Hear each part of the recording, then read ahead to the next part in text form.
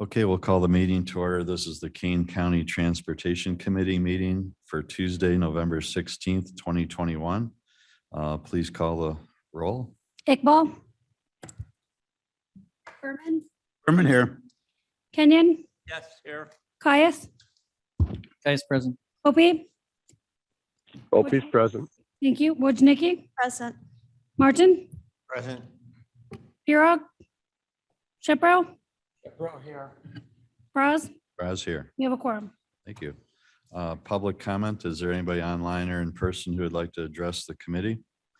Do we, Mr. Caius? the agenda says approval of minutes first. Okay, I need a motion and a second to approve the minutes for October 19th, 2021. Caius move. Caius moves. Wojnicki seconds. Nikki seconds. Questions, comments, changes? Hearing none, roll call. Berman. Berman, yes. Iqbal. Iqbal, yes. Kenyon. Yes. Caius. Caius, yes. Opie. Opie, yes. Wojnicki. Yes. Martin. Martin, yes. Shipro. Don't vote. Braz. Braz, yes. Public comment. I didn't hear anybody online or in person, so we'll move on to item 4, finance. Tom? You have the finance reports in front of you, both from the finance department as well as from our finance staff at the Division of Transportation. I do not have anything to add to it at this point in time.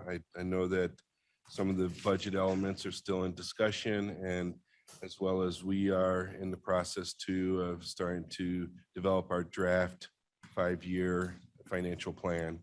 That's all I have to report at this time. Okay, if you have any questions on the finance report, specific questions, you can talk to Tom after the meeting. Item A is the resolution authorizing the 6-cent county motor fuel tax. Berman makes a motion to table. Berman motions to table. Martin seconds. Martin seconds. There's no discussion with a table, so roll call, please.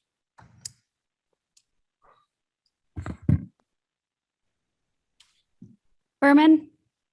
Berman, yes. Iqbal, yes. Kenyon. Yes. Caius. Caius, yes. Opie. Opie, yes. Wojnicki. Yes. Move on to item 5, the maintenance report. The maintenance report in front of you, our winter operations are beginning. We're doing snow fence installation, various ditching projects, and general highway maintenance. We usually try to put in about 8 miles of snow fence, if we're able to get it all installed, as well as there's a little information about our plow routes, and we're starting part-time help on December 1st. And we have about 8,000 tons of salt currently on hand, so we're really in a good state right now. And that's all I have to report. 8 miles of snow fence is pretty impressive. Okay, any questions for Tom on the maintenance report? Ms. Wodnicki? I do have a question. Will we be putting down any, like a pre-salt, like the beet juice or whatever it is they do to help dissolve the ice? Yeah, we do have different types of pretreatment approaches at certain locations. At certain, like the busiest locations or? Yeah, I'd have to talk to Bill. He's not here right Okay. now, but we do put pretreatment down. Okay. Other questions or comments on the maintenance report? Okay, seeing none, we're going to move on to items 5B, C, D, and E. If it's okay with the committee, I was going to take these all together. Item B and C are the purchase of 2 trucks. One's a tandem axle and one's a single axle. These trucks are in the 13 to 15-year range, so they're scheduled for a routine replacement to keep the fleet up to par and modern. And then items D and E are the equipment packages that would be put on those chassis. So I'll take a motion and a second to approve items 5B, C, D, and E. Caius move. Moved by Mr. Caius, second by Mr. Martin. Questions or comments? Hearing none, roll call, please. Berman. Berman, yes. Iqbal. Iqbal, yes. Kenyon. Yes. Caius. Caius, yes. Opie. Opie, yes. Wojnicki? Yes. That passes. Okay. Martin, Item yes. 6, planning and programming report. Tom? Yeah, I'm gonna turn this over to Jackie just to give a brief update on our CRIP activities as well as the council mayor's newsletter. Okay, good morning, everyone. In your packet, I have a summary of our comprehensive road improvement plan update that we're going through. We've been pretty busy these last couple of months preparing the draft fee schedule, ordinance, and list of projects as part of this update. Our Impact Fee Advisory Committee met on October 19th and the 4th to review these documents. Tonight is our public hearing for everyone to come and give us comments on there. We have a court reporter. We will be downstairs in the auditorium from 5:30 to 7 o'clock. It's an open house format. You can stop by any time to provide comments. We are allowing people to email comments through November 22nd, which is Monday. So they have a few more days if they can't make it tonight to participate and provide comments. According to the statute, the advisory committee must meet within 30 days of our public hearing. So we have our next meeting December 7th. I'm happy to announce it will be in this room. Drew, we were able to secure that. So it will be here where we review these documents. Any public comment that we've received at that time will review and be incorporated into the documents. And then you can expect to see them at your January meeting with targeting a February county board approval of all the changes. Your Kane Kendall Council newsletter was also at your place. I wanted to let you know that in January, the council will be holding a call for projects for the STP local funding. We have this call every other year.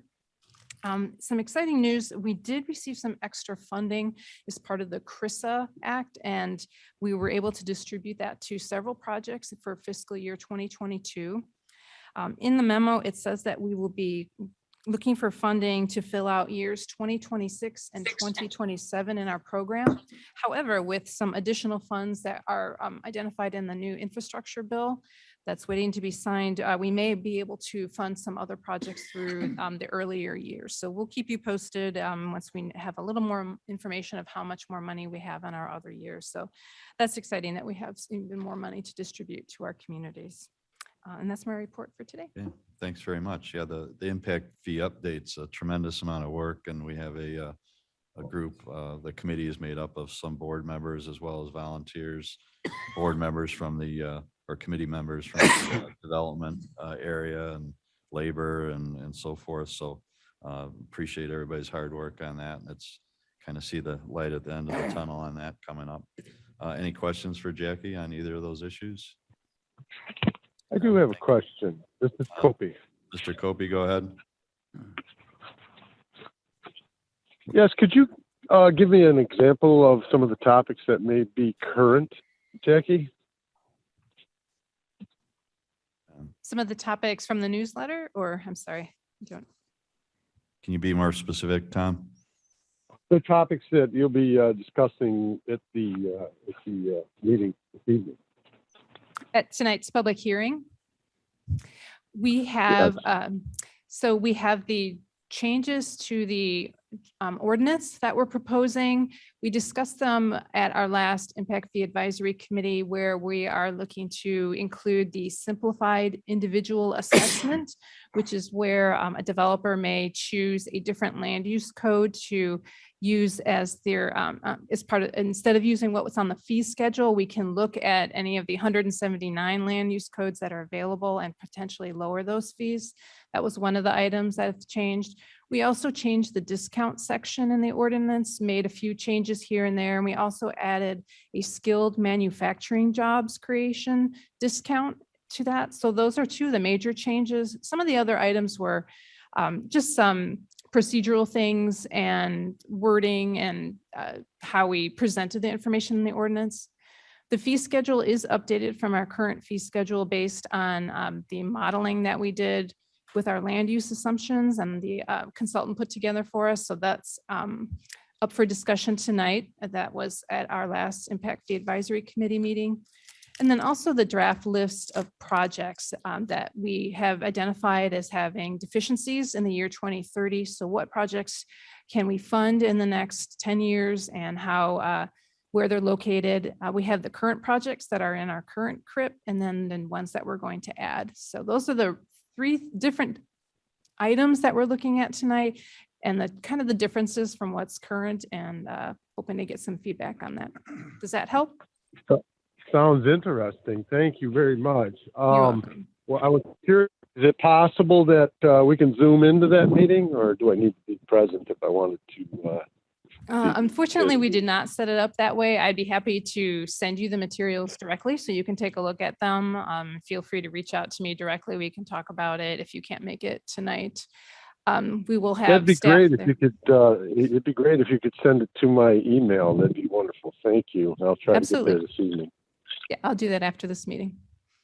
Yeah, Thank you, Tom, Mr. we did Chairman. have, we did talk about flex space and job creators, giving people credit for buildings and so forth that were creating jobs. And those are all based on public comment heard during our meeting. So I was pretty happy that staff was able to include all of that as the project moved forward.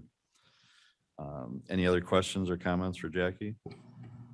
Okay, hearing none, we will move on to Resolution 6B, approving an IGA between Kane County and Pace for the Ride and Cane program. I think Jennifer is going to handle that. Or Yes, good morning.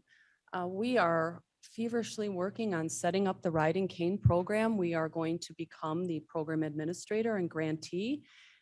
The agreement in front of you is a component of our larger work plan. And so we thought it would be a good idea to give you a brief update on what we've been working so that you could have an idea for your constituents and just let the residents know, what we're working on. So Tom, you can go back to that slide. So if you recall, in the spring, the county board authorized staff to submit an application for FTA funds to be awarded and have Kane County become the grantee of Ride and Cane. So in August, the RTA formally approved $2.66 million in FTA funds for Kane County to use in Ride and Cane. While we are working on our work plan, we're in constant contact with the RTA, and they kind of gave us a great gift a few months ago and let us know that there were 2 additional fund sources that were either untapped or unexpended at the AID, and they were wanting to transfer them to us. So we will become the recipients of 2.45 million in Section 5310 FTA funds, which serve to provide rides for those 65 and over and individuals with disabilities. And then another 800,000 in job access funds, and those will be for qualifying low-income residents. So in total, we will start as program administrator with almost $6 million in federal funds to use to provide rides for our residents. It's important to note that the Ride and Cane sponsors the consortium of 15 or so agencies that have worked since mid-2000, like 2003, 4, to operate this program, continue to pledge their required local match. So we are fully funded, and it's pretty exciting to have that much to be able to access for rides. Another important note is that the program is not going to change. For riders and people from the outside, Kane County is going to be taking over as grantee. That won't mean much to them as they take the rides. We're not going to change how effective the program is and how many people are qualifying for the rides. It's going to be seamless transition. At least that's how we're playing it out. What will be changing is that Kane County will become a sponsor, a direct sponsor of rides for the first time. And I'll touch on that a couple slides from now. So as program administrator, these are some of the things that we've done. We've hired Crystal Spracklin to be our first program coordinator. You met her last month. She comes from AID, so she brings a wealth of experience in how to operate the program. And up until Crystal came on board, Jackie Forbes and I were working as the team to try and pull this together with Tom's guidance. And now that Crystal's on board, we're kind of full steam ahead on all the little components that will make the program run better. So we're doing internal controls. We're working closely with Kathy Hopkinson, our Chief of Finance, on making sure that we're setting up the program right. This is a whole new source of funds for us. It's a human service program. And so we're kind of feeling our way on how to get that done. We're setting up a customer service process.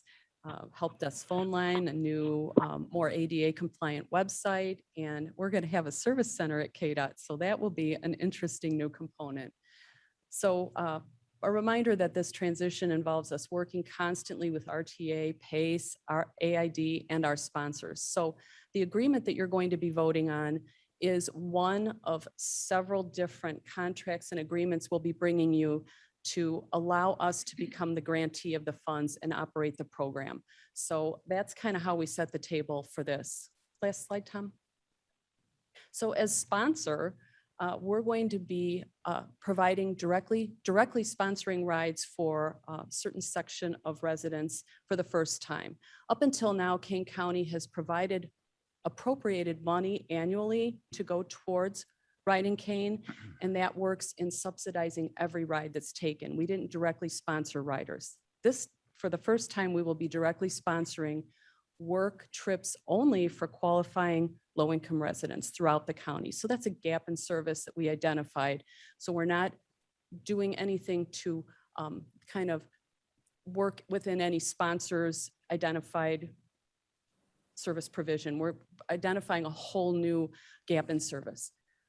The Ride in Kane program coordinator will register the riders, verify their income, and then pre-approve the trips so that we are containing costs and making sure we're not overstepping our amount of money we've pledged. So the takeaway is that we're going to be allowing a whole new, providing a whole new level of transportation options to potentially, when we looked at some census figures, there are almost 80,000 residents living within 150% of the poverty level in King County. So we could potentially tap many different people and allow them to get access to work. So that concludes my presentation. I don't know if you wanted to talk about the agreement at all, Tom, or? No, the agreement, the only thing I'll say is that it is a requirement for us to move forward, and it basically, again, makes us the primary rather than AID. So we're moving forward with that. It also appropriates $300,000, which that appropriation is primarily for our share of the sponsorship. And so I think we've discussed a little bit in regards to our moving forward with continuing to expand the program. In order to do that, there's a lot of time and effort that has to go into that, as well as the availability of the funds. That is an additional, the 300,000 is about 185,000 more than what we've done historically. We also have some efforts underway in regards to trying to get job access funds flowing and trying to figure out some matching dollars. So again, as Jennifer has said, Jackie and Jennifer have been working on trying to make a smooth transition, and we believe it's all going in that direction. And over the next couple months, you're going to see some additional agreements from the RTA.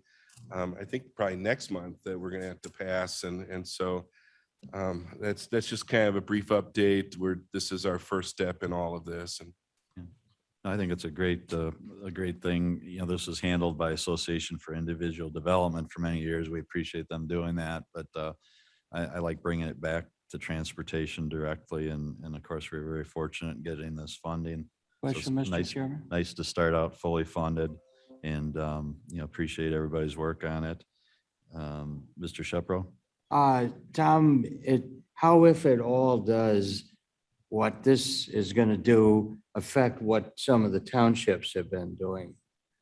At least at this point, it doesn't affect it at all. In fact, one of the things that we're going to try to do is ensure that we build a solid foundation with the sponsors coming alongside of us. We do not want to create a scenario where they feel like we're going to take over everything.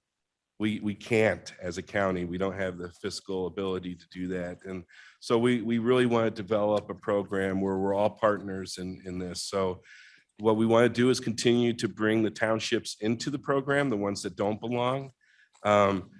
And we have to figure out, it may take a year or two to start moving out west of Randall Road with some of the program aspects.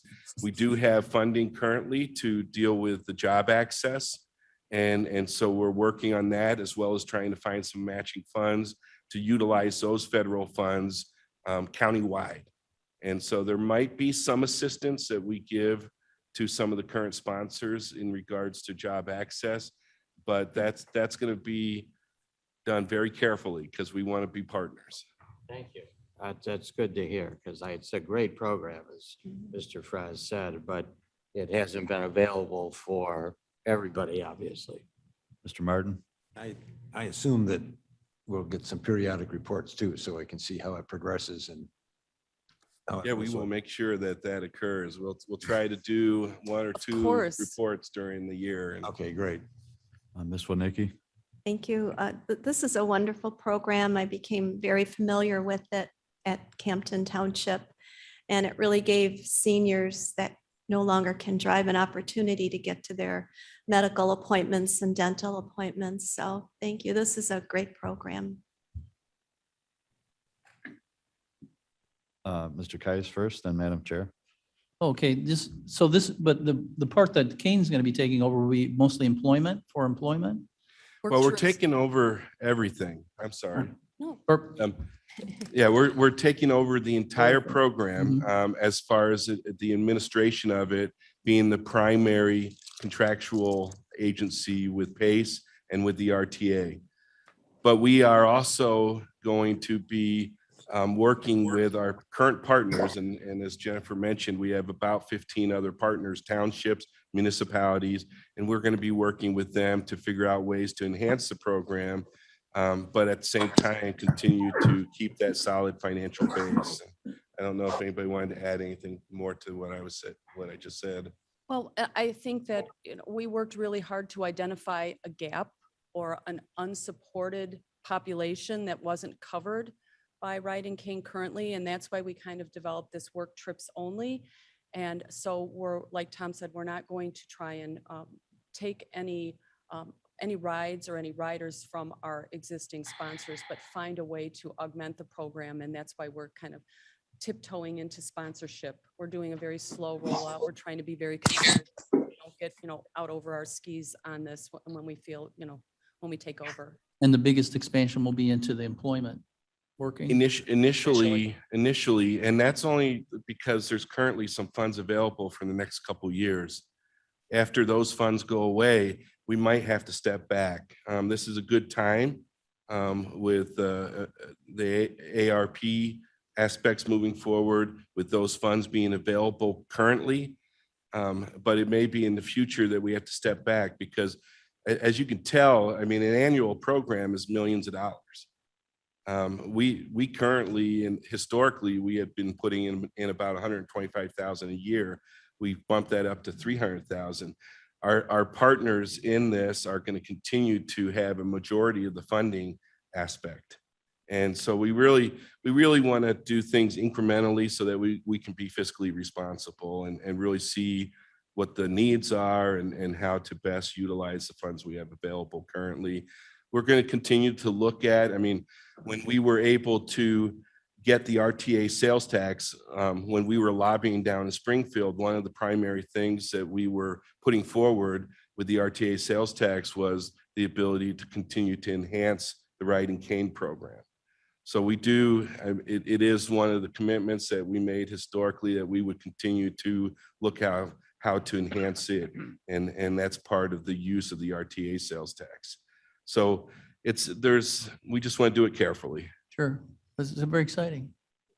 Madam Chair. Is that better there? Thank you.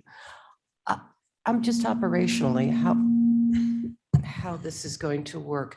Is it going to be for the workforce? Is it going to be door to door? Is it going to be meeting at a central location and then dropping off at the larger industry? Is it going to be allowing somebody who may live in Aurora to go up to Dundee to work there? I mean, I think there's Has that been different worked ways out of yet? approaching it.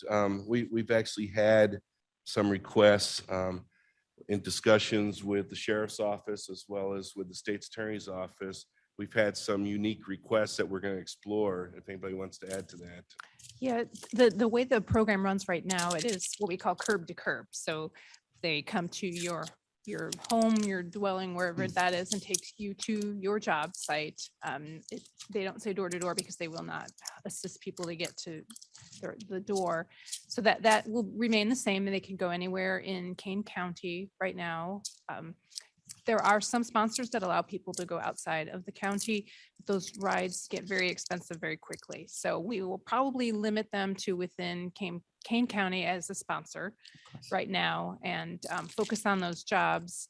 We had learned that there are places that do kind of like a group pickup, but we aren't planning to do that right now. Just continue the service as it is, funding that we have to focus on those areas where there is no service, and potentially expand it later, but it'll be how we are doing it currently. And as Tom said, we did reach out to the sheriff's office to discuss their specific needs, and we might have some special cases with them, but otherwise doing it as we're doing it.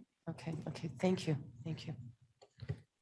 Other questions or comments? Okay, so I have a motion and a second, so we will do roll call. I don't think anybody moved, did they? Yeah. We didn't I'd have a like to motion? move it, I just moved and one Nikki like second. seconds. Thank you.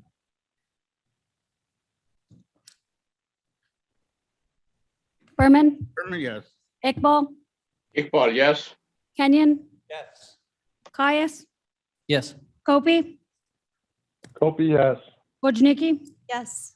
Martin, Martin, yes. Rose, Raz, yes, motion Passes. passes. Item 7, the permitting report.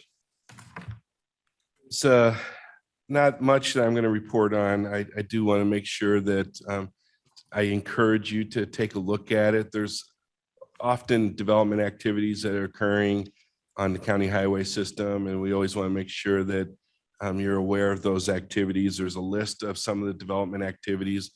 Also, if you ever have any questions on various development activities around the county, please always feel free to give me a call, and we can discuss some of those happenings and try to make sure that you're fully up to speed on the different things that are occurring. So that's all I have at this time. Okay, if you have a question on any of those 11 items, specific questions, you can talk to Tom after the meeting.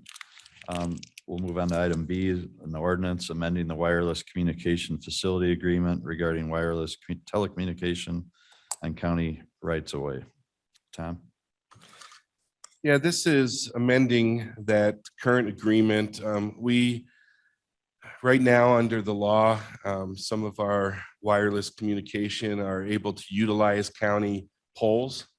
And so in order to do that, though, the county board adopted an agreement that we utilize, whether it's Verizon, AT&T, or one of the utilities that utilize that, our structures, they have to enter into an agreement.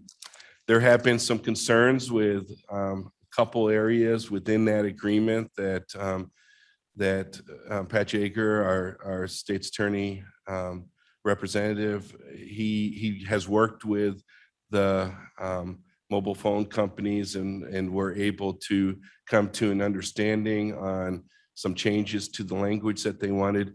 The primary change was some concerns that we had concerns that if they put certain structures on our poles, that we wanted to make sure that our poles were structurally able to handle that. So we put some language in there that they would have to pay for studies. And there's nothing in the state statute that permits us to just arbitrarily just say you're going to have to pay for additional studies and that kind of stuff.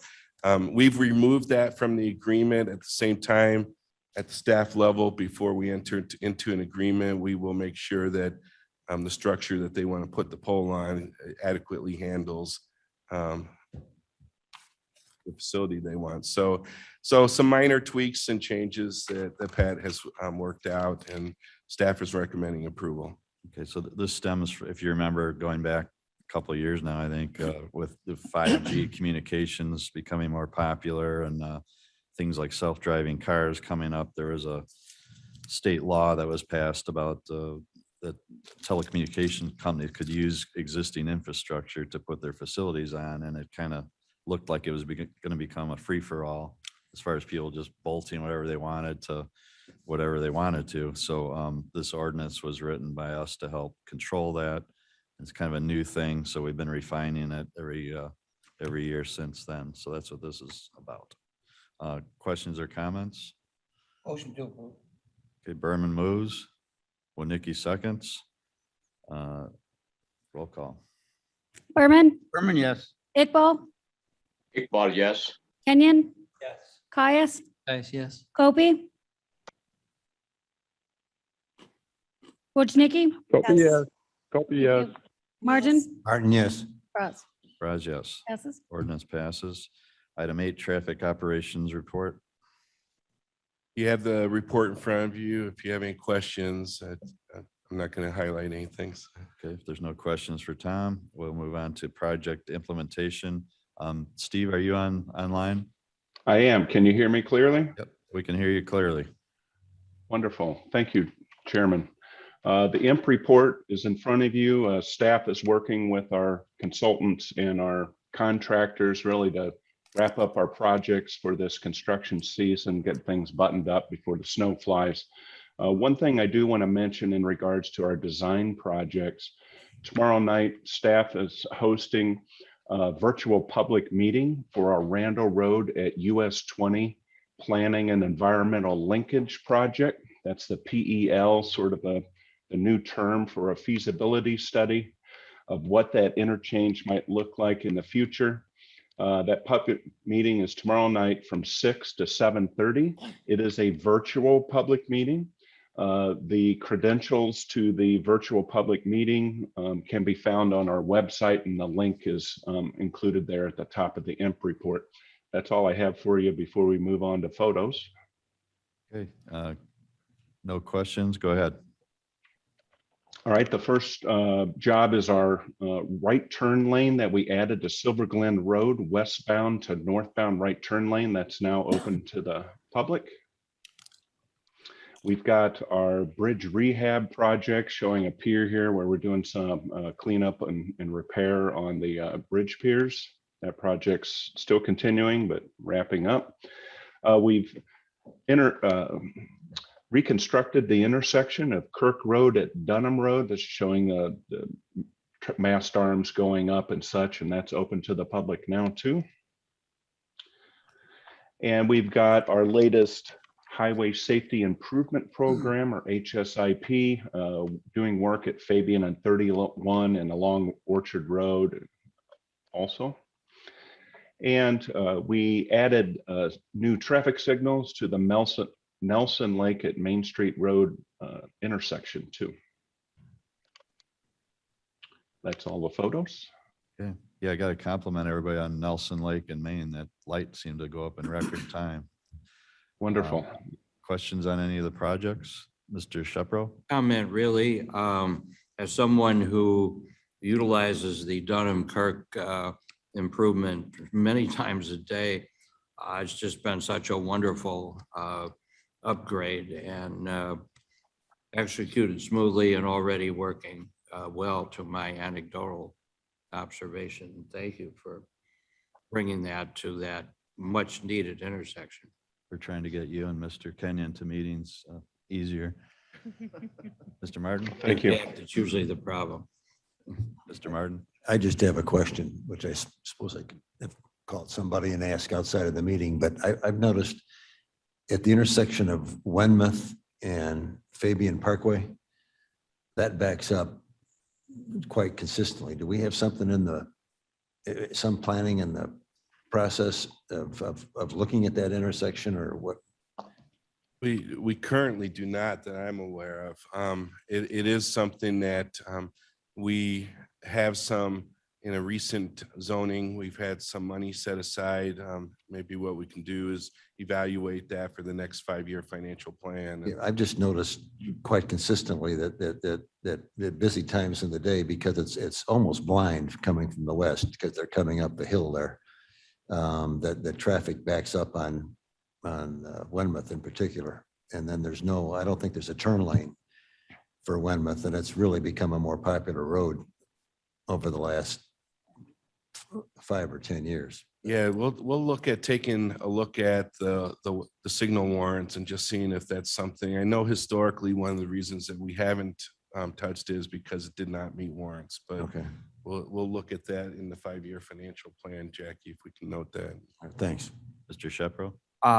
This is probably way out of date, but there used to be a very popular preschool there because my kids went there. And at certain times of the day, when people are coming to pick up the kids there, because of I think it was only like 1 or 2 houses in. And there would be usually a backup there. I don't know if that's the cause of it, but No, I think it's pretty consistently, it's like the main drag into the main entrance of all of the subdivisions to the west. And then there's a lot of stuff to the south now. And it's in Wenmouth is your main way of avoiding Randall for if you're heading north or south in that area. So anyway, just a For the tea time, right? You got to make the tea time on. no. isn't Wenmouth also like is that a township road? So Geneva Township. Yeah. Got a new bridge, fairly new bridge on it. But yeah, we have, the recent light just turned on at Nelson Lake in Maine, and then the full intersection improvement at Deer Path in Maine should help somewhat. Well, in both ends of Wenmouth. Yeah. Main Street, Yeah. it's the same type of a thing. It's semi-blind and it's become a busy street. Yeah, we did shave off some of the earth embankment to help with the sight distance there, but it is something that we should be looking at again, so. Thanks. They used to go all the way through to Kingville Road and was taken out years ago. And I Oh, think really? we regret that. But any other questions or comments? Okay, if not, we'll move on to 9B, which is a resolution approving amendment number 6, Phase 2 Engineering Services Agreement, Crawford, Murphy, and Tilly. This is for Long Meadow Parkway Bridge from 31 east to 25. So Steve? Yes, as I described last month, the county will now be conducting additional soil sampling of the lead waste, and that was actually scheduled to start yesterday. And I mentioned we would also need to prepare new contract plans to remove the lead waste. And then we're planning to prepare another set of plans to finish then the pavement, that last section of roadway pavement. So the combination of the preparation of both of these sets of plans, we worked with CMT and negotiated a scope for plan prep for both of these for $207,000 and change, and staff recommends approval of this amendment. Okay, I need a motion and a second. Moved by Mr. Kenyon, second by Mr. Martin. Discussion? Mr. Caius? It'll be fast. Well, I'm all in favor of taking that lead out of there, but I'm going to vote no on the extension, repair of the road for the toll. We wouldn't want you to wake up suddenly and realize. Short. I've kept it short, Michael. Don't stretch it out. No problem. Other questions or comments? Hearing none, please call the roll. Berman, Berman, yes. Iqbal, Kenyon, Yes. Caius, No. Kopi, Copy, yes.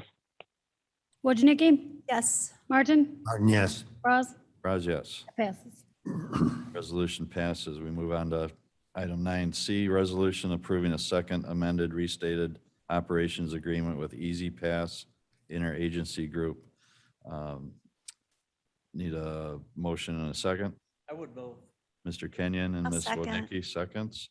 Steve? Last year, County of Kane became a full member of Easy Pass, and the Easy Pass Interagency Group, or IAG, has developed this amended agreement to primarily kind of clean things up a little bit, create a class of affiliated members that can use Easy Pass equipment, which is that transponder that you see that the Illinois Tollway transponder is an Easy Pass equipment, right? And the equipment that detects transponders within your car.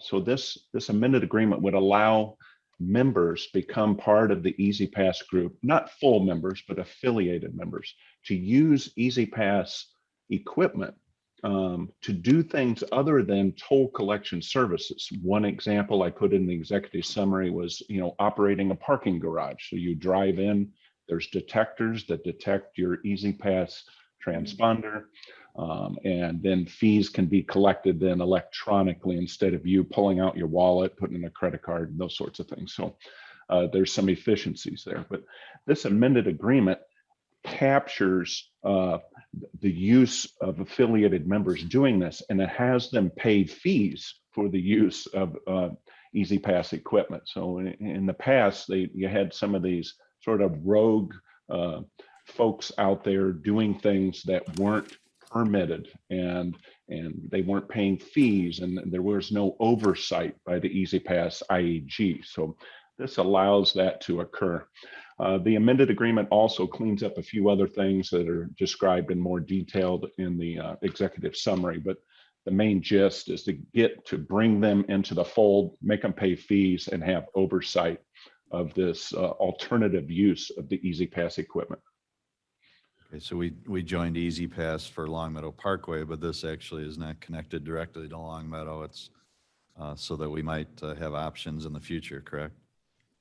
Yeah, unlikely, that this would affect us or be used around here, but it could potentially happen. But we're part of that larger agency. Those fees then go into the pot for agency members to use and so that it allows us, to pay for a few things and helps lower our incrementally lower our annual assessment that we pay to be a member of Easy Pass.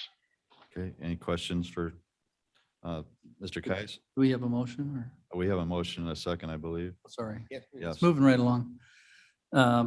So I'm assuming that if we add additional services to this, it will still be taking about at least 30% out of that for the service? Right. The cost to operate the toll bridge is primarily unaffected by this amended agreement. Long Meadow Parkway toll bridge. Yeah. And if we did use it for some other use in the future, that percentage would be determined by that usage. Something not usury type level. Mr. Berman, did you have a question? No. Madam Chair? Thank you. For convenience for our commuters, as we start commuting a little bit more, can this possibly be used for our metro parking?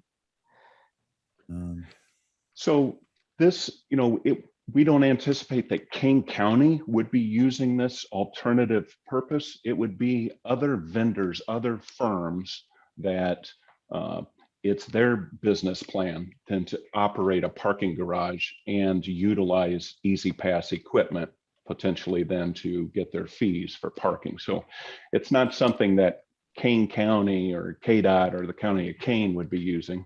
It's other folks.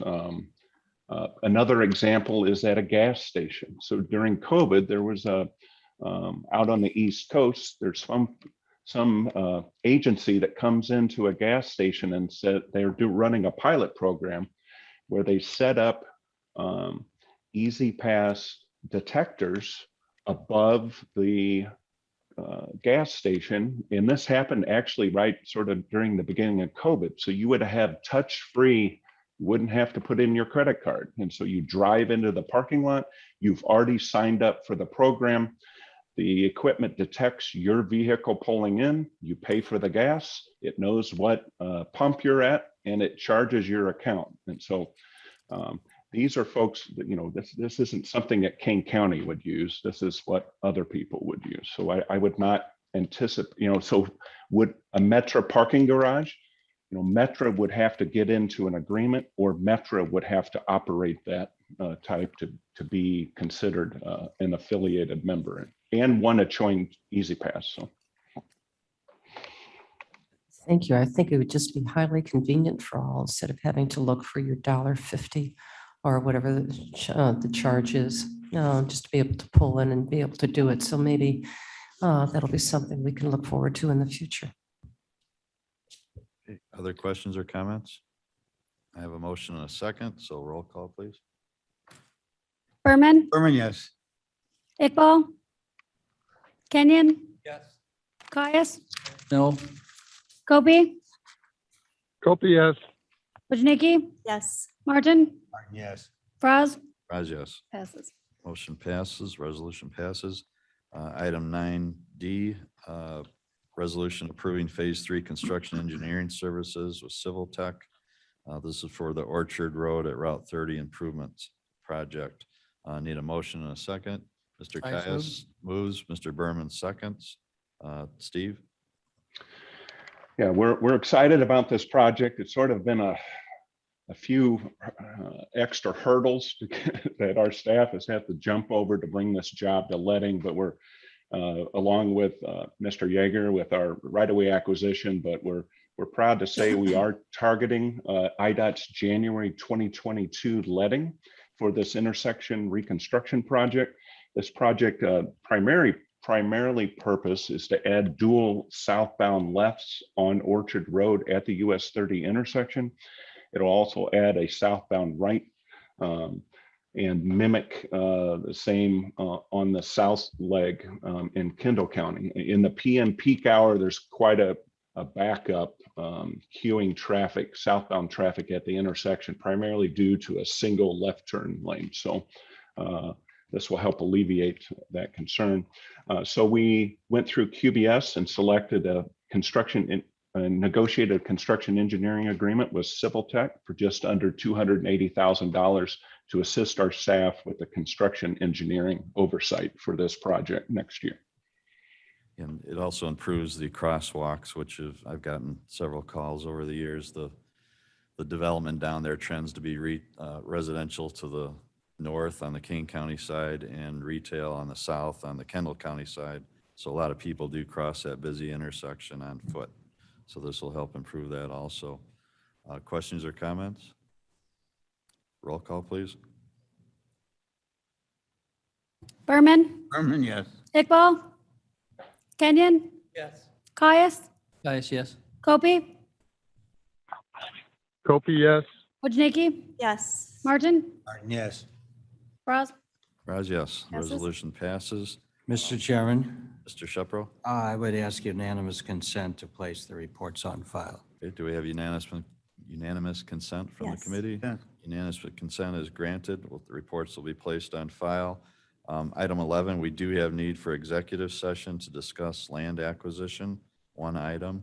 Caius moved to go into. Caius moves to go into executive session. A second. Wojnicki seconds. Can I do all in favor? Roll call Roll call to go into executive session. to go. Berman, Berman, yes. Iqbal, Kenyon, Yes. Caius, Caius, yes. Kobe, Yeah. I would think so. Wojnicki, Yes. Martin. Copy, yes. Thank you. Okay, we'll move- Franz, yeah. Franz, yes, we'll move into executive session.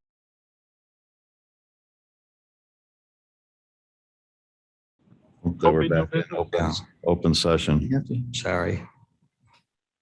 Berman, Berman, here. Iqbal, Kenyon, Yes. Caius, Caius, yes. Here.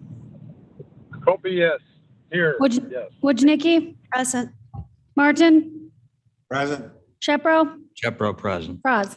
Franz, yes, here. So we're back in open session. We have no new business. Item 13, public comment. We do have somebody signed up to speak. I believe it's a David. Are you online?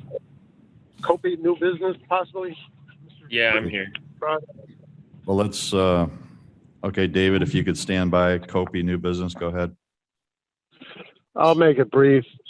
I've reached out to a couple representatives out in my area in regards to establishing a program of capital projects that they could submit to the state in regards to road improvements. And I was wondering if we could direct staff to establish some pertinent projects to alleviate the potential traffic congestion in our area that the that our legislators can take to the state for consideration. That's it.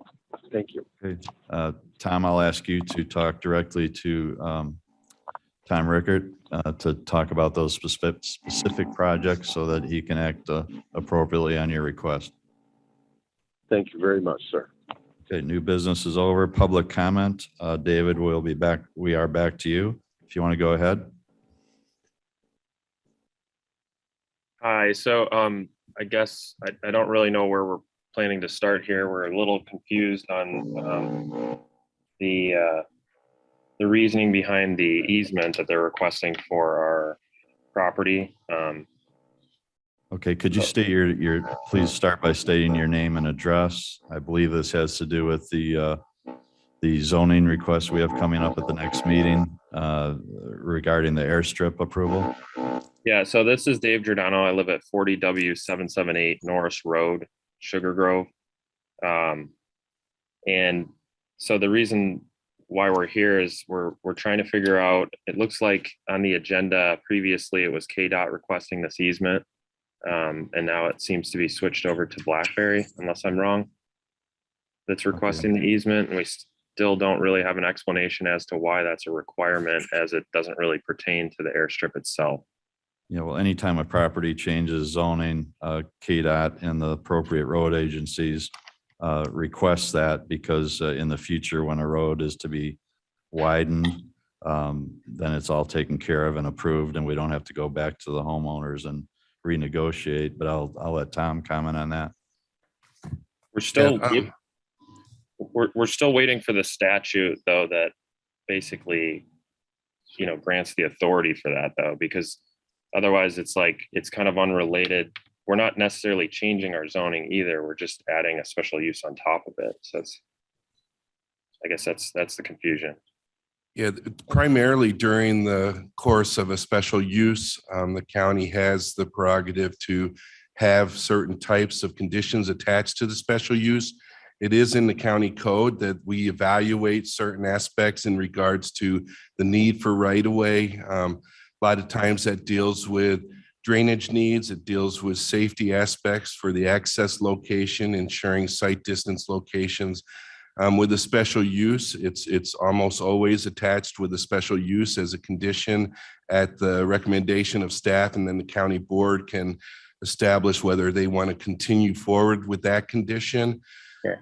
This is all of it is in accordance with the zoning code, as well as the county also established minimum right-of-ways for certain roadways. The 33 feet for the township, the county would never ask for right-of-way for the county in that aspect. What they do is they look at situations where they want to make sure that they can continue to maintain the existing 33-foot of prescriptive right-of-way out at that location.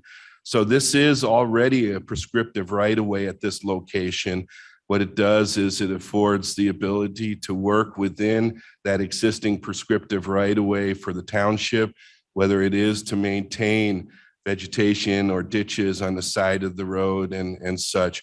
So this is a very minimal right-of-way. It is an easement that's being asked for so that it doesn't hamper any type of current minimum acreage needs. But this is a prescriptive right-of-way that currently exists out there.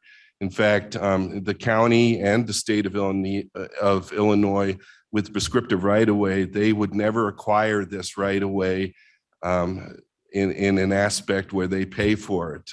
Whenever we acquire right-of-way, the prescriptive right-of-way is already assured as right-of-way. And that's all that's being asked at this time as part of the stipulation or condition that the county board may move forward with. That's all that's being asked for, is a 33-foot of existing prescriptive right-of-way. And Tom, that's 33 foot from center line. It's 33 foot from center line. So there's probably already 26 or whatever it happens to be. So this is just a standard road right-of-way is 66 feet, even in a residential subdivision. So this just brings the easement. It's not taking your property, but it's putting an easement on it for if the road is ever widened in the future, that they would be able to bring it up to standards with a full 66-foot right of way. This is done on virtually every zoning petition we have, and it's a stipulation on virtually every one of them. Yeah, with the straight rezoning, we typically would not do that, but with the special use condition here, and this just helps again to ensure that we can adequately maintain, or the township can adequately maintain the prescriptive right of way. Yeah. Right. So when we requested the language for the easement, it included ComEd, it included Nicor, optical, like basically any kind of future improvements. The other question I have is if you're saying that 26 already exists, that was just a guess. Oh, that's a guess. Okay. We're trying to get it up to the 33-foot standard. I don't really know what it is, but I'm guessing it's not like we're asking for 33 more feet. It's already from the center line to your fence or lot line, whatever that may be. Right. I guess the reason why this is an issue for us is because we lived on Route 31 and we've done the busy street thing. And so the last thing we really want is for another road to be widened out and made into a more main road, because obviously we chose this property because it's not. And so that's pretty much the main reason. The other thing that I think is kind of interesting or weird is that normally when there is an easement, there's an exchange of money and it's done through an eminent domain process if the county really needs it. Because I was told basically at some point here that you guys would get it if you wanted it anyways. And I can completely agree to that. The only difference is though that would be a cost to somebody for the use of the property that you don't effectively own at this point. You know what I mean? So I guess my main concern is that maybe it's a normal taking for the county and all I'm doing is here to request that they don't. Okay, well, and then, you mentioned Route 31. Well, the state highway right away is much bigger than what we're talking about. And you are on a curve there. So the curve would be the most likely place they'd want to widen it, if anywhere. And you do have substantial growth to the east there along Tanner Road. So there is that's the road that people cut through to over to Bliss. So, I imagine the committee would want to stick to its guns, but keep in mind also that area that we're talking about, this is just an easement. It's not a taking of your ownership. And also with building setbacks and so forth, you can't do anything in this parcel other than plant trees or put a fence up. Yeah, I guess the part that we're missing here is that we don't want our road widened out. So yeah, there's no plans to widen Norris Road at this location. This roadway is at least at this point in time in the foreseeable future is planned to remain a 2-lane road. There may be issues in regards to major access points in the future, but at this point in time, the main concern is the ability to maintain the minimum 33 foot of right of way in regards to drainage and vegetation and just being able to adequately maintain it. So essentially 10 years from now, if Norris Road needs to be widened up to even the minimum 33 foot half road standard, this would be already in place and KDOT wouldn't have to, piecemeal negotiate with 20 different neighbors. So it's essentially a housekeeping issue. You're asking for something to be changed, and as part of that, the county likes to do these housekeeping matters for right of way. Right. So I can understand that. And as you can understand, we spent almost $800,000 to live here. And so like when someone wants use of your property, wants to take a portion of it, even if it's only, hopefully we can verify that it is only 7 feet that you're asking for, then there should be an exchange of money for that right. I mean, it's not just, you understand what I'm saying? It doesn't really necessarily make sense to me that it seems like a roundabout way of getting use or taking of someone's property without any kind of exchange of monetary. Okay, well, keep in mind, we're not taking property, we're asking for an easement. Mr. Martin has a comment. I think it's relevant here that the word prescriptive easement has been used. This already exists. There's a road already in place, and all we're doing is formalizing that which already exists. And you see this all over and in areas where roads have been built historically where the roads are there. And by it being a prescriptive easement, you can't use the property anyway. So we're not really taking anything. We're just simply formalizing to create a more predictable future. That road is already the public's entitlement. That right of way is already the public's entitlement by the fact that it historically has used it. So there's no real additional consideration. If we could confirm that we're only talking about 7 feet, it would probably make me feel a lot better. But if we're just, I think we need to confirm that. You know what I mean? Well, 66 feet is a street in town. So if you look at your road, and compare it to what a normal city street would be, I think that road is the normal right of way for a municipal street is 66 feet. That road has got to be within that range, that road and that ditch. Yeah, and when you say 66-foot road, it's not really the road. It's not a road. It's a right of way, but you've got pavement and road. It's compare your ditch and half of the pavement to what you'd see if you drove in the middle of North Aurora and looked at a community street.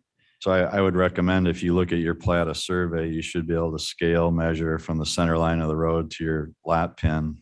And it's probably going to be 20 something. And the difference between that and 33 is what the easement would be. Mr. Shepro, comment? Yeah, I just would indicate Shepro speaking. Microphone, please. Oh, sorry. I'm not sure I agree with some of the comments that have been made.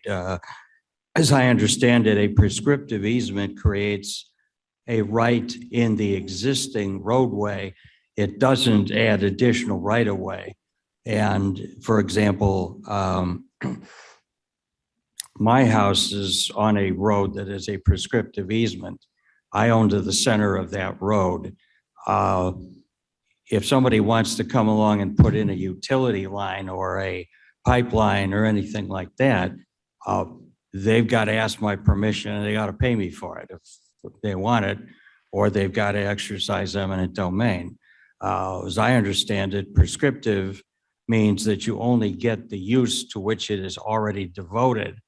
And I guess my question would be for anybody here who could answer it, is that the difference is that if you want to widen the road in the future to say 33 feet, and I presume the easement would be really a grant of authority to do that, that at that point, even if there are no current plans, if there are plans to do that in the future, the government agency would not have to compensate the owner to do that. Whereas if it remains a prescriptive easement, my understanding is that they would then have to acquire by negotiation or eminent domain those additional rights. Yeah, a 33-foot half lane easement would only allow for the minimal type of road, which is already there. So anyways, under public comment, we usually don't have this much give and take. So I guess I would recommend that you look at your Plata survey, see if you can confirm the difference between current center lane to corner pin, and the difference would be what we'd be looking for there. But I know you're one of the first on the agenda under development, so at that time you can choose to table it, ask us to table it again. But thank you for your comments. Okay, public comment is over. Motion for adjournment. Don't move. Mr. Berman moves. Caius, second. Caius seconds. All in favor? Aye. Opposed? We are adjourned. Thank you very much.